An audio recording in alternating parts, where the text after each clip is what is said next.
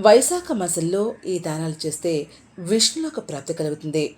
ఆ దానాలు ఏమిటో తెలుసుకుందాం. సబ్స్క్రైబ్ చాగంటి మాలతి తెలుగు. నారద మహర్షి అంబరీష మహారాజుతో వైశాఖ మాసం మహత్యాన్ని ఇలా వివరిస్తూ ఉన్నారు. రాజా, యుగాల్లో కృతయుగం, మాసాల్లో వైశాఖ మాసం, దానాల్లో జలదానం, అష్టైశ్వర్యాల్లో ఆరోగ్యము శ్రేష్టమైనవని వివరించారు.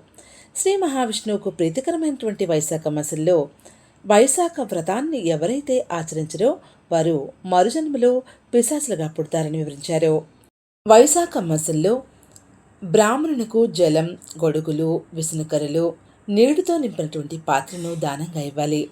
ఇలా ఎవరైతే చేరో వారు మరుసటి జన్మలో చెకోరు పక్షిగా జన్మిస్తారని వైశాఖ పురాణం వివరిస్తోంది. వైశాఖ మాసంలో బాటసార్ల దాహార్తని తీర్చడానికి చలివేంద్రాలు ఏర్పాటు చేసి జలదానం చేసిన వారి వంశంలోని వారందరికీ పుణ్యలోకాలు ప్రాప్తిస్తాయంటారు.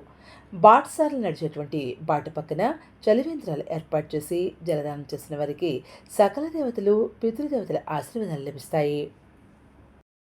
విసునకర్ర దానం. బ్రాహ్మణునికి విసునకర్రతో విసురుతూ తాటియాక విసునకర్రను ఇస్తే సర్వపాప విముక్తులై బ్రహ్మలోకాన్ని పొందుతారని వైశాఖ పురాణం వివరిస్తోంది. ఛత్రదానం.